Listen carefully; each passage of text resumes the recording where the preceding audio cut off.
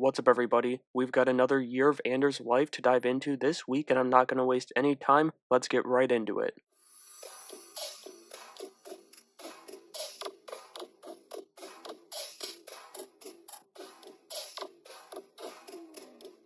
Episode 4 took us and jumped to 3 BBY, another year time jump in universe, and Bix is still having her nightmares. They've also gotten worse as the haunting memories of Dr. Ghost have her sleepwalking with a blaster in her and Cassian's Coruscant apartment. Then Serial transfers to Ghorman, and it's all part of Dedra's plan with Krennic and Partagaz, which he doesn't know about, as he baits the rebels into letting him in. Which I do think he's faking the concern about the Empire. It's all part of the plan, of course, but I do think he could potentially see something so terrible on Ghorman that he does actually flip sides by the end of this season. Also, and this is just a theory, not a scoop or anything like that, but I think Luthen could be from Ghorman. A lot of people have thought, he's from Naboo, he's from Chandrila, even Coruscant, but with both Serial's behavior as boss in the Bureau building to Cassian's drip and behavior with the Ghorman front, the whole planet just felt so Luthen. On top of that, Tony Gilroy has said in interviews that we're going to see Luthen's background in this season, and with so much focus being on the planet Ghorman, it only makes sense to me that he'll be from the planet. It's very similar to Season 1 with Cassian and Ferrix being the center point where, we're not on the planet all the time, we go other places, but multiple storylines run through the planet, and it's the main planet that we go to. Anyway, we'll touch on that again down the road if it pans out and he ends up being from Ghorman, but I do think it's possible that his origin of becoming a rebel was the Tarkin massacre, and the end of his story as a rebel might be the Ghorman massacre. But getting back to the episode, we continue to see the Empire's tentacles reach across the rebellion. First, it's with Mon as she pleads to all of her allies, or I guess it's former allies now, from her years in the Senate, and it's to no avail. And then Luthen rushes to get Andor, and only Andor, to Ghorman. Then we found out that Wilman was sent to Saw Gerrera by Luthen, and he's helping him build Rhydonium bombs. We've seen those multiple times throughout the animated side of the galaxy far, far away. The two that come to mind for me are the droid arc in the Clone Wars, and then the Fort Anaxis episode of Star Wars Rebels. But if they set these off in the show, in Andor, in live action, it is a chance to top the Eye of Aldani for the greatest visual in the galaxy far, far away, and let's hope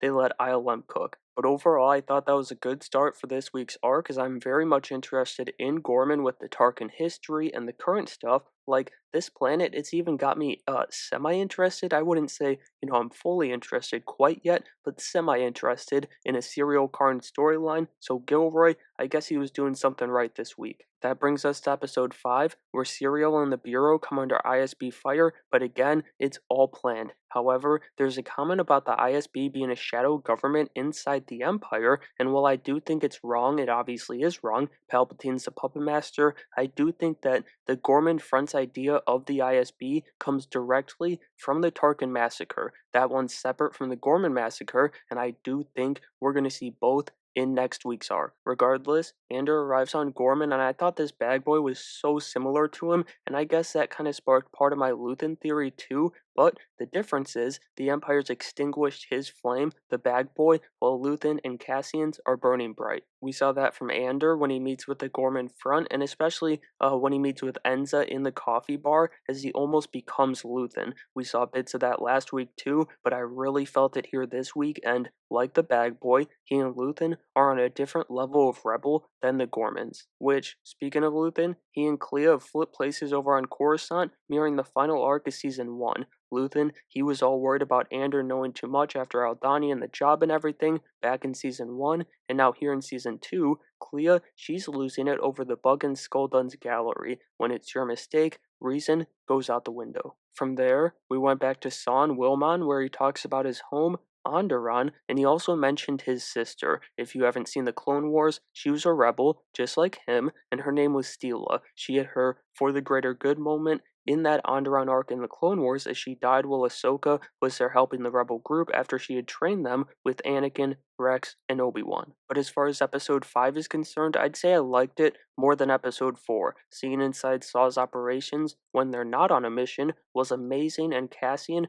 becoming Luthen with his trip was simply fascinating. With that being said, it's time to dive into the final episode of this week's arc, episode 6, which got started with our two rebels going back to their normal roles immediately. We've seen Cassian warriorless about Imperial life plenty of times, that's nothing new, especially when Bix is at risk, he'll do whatever, but Luthen, on the other hand, he simply doesn't have Bix, so he doesn't care about anybody because his life is about the rebellion and only the rebellion. He also got under Andor's skin as he went behind his back to give Bix a mission right after he told them that she's struggling. But while they'd return to their normal roles, Tony Gilroy calls back to Luthen's legendary monologue in Season 1 as Cassian mirrors the mentor one more time with the "I've given you everything." Then after Cassian assists to refuse the Ghorman front, Luthen, he sent Cinta and Vel in to carry out the rebel plan. They also just immediately rekindled their relationship, which it's impactful by the end of the episode, but in the moment, for me, it was a glaring example of a consistent problem with Season 2 that you miss major moments and you don't have time for every character to get their time to shine, so some stuff just feels rushed. Lucky for those moments and for Serial Karn, there's now something I hate more in the show, as the Bail Organa recasting might be the worst I've ever seen. For one, they do it for a 10-second scene that couldn't have been more pointless, like don't put it in the show if you can't get Jimmy Smits, but more importantly, he's not even close to resembling Jimmy physically, and I'm not talking about, his face or whatever, that's getting nitpicky and stuff, that's not going to be perfect in a recast, but, at least get somebody with a similar build. I mean, this is 3 years from Rogue One, and we see him in Revenge of the Sith, and all of a sudden he got Ozempic and then put all the weight back on. It's pointless. But once we're inside Skolden's event, it gets much better as we've got all the heavy hitters with Mon, Luthen, and Krennic all sharing a tour. That's more of a distraction though, as Clea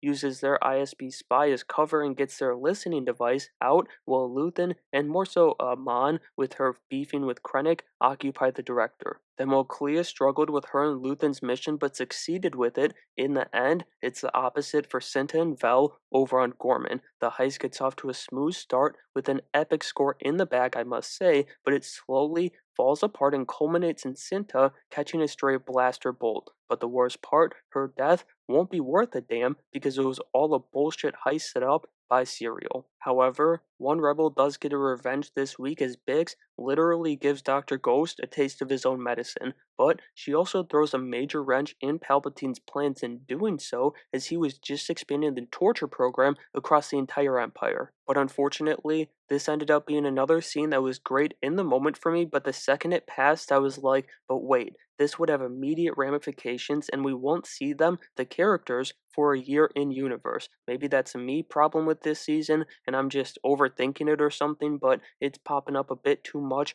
for my liking. That flaw wasn't able to drag the entire episode down though, as I did think it was the best of the 3 episodes this week. The score was great throughout, Cinta's death hit way harder than I ever would have thought it would, and like I said last week, I will eat up all the director Krennic that Tony Gilroy wants to give me. Ben Mendelsohn's the man. And so that's going to do it for my breakdown of episodes 4, 5, and 6 from Andor Season 2. I'd say this was a better arc than the first 3 episodes, but there's definitely still room for the back half of the show to improve, so hopefully we stay on this upward trajectory that we have through the first 6 episodes. But I want to know what you guys thought about this week's episode, so drop your thoughts down in the comments below, subscribe so that you don't miss out on any breakdowns for Andor or any other show and reviews for movies, and make sure you have a great day.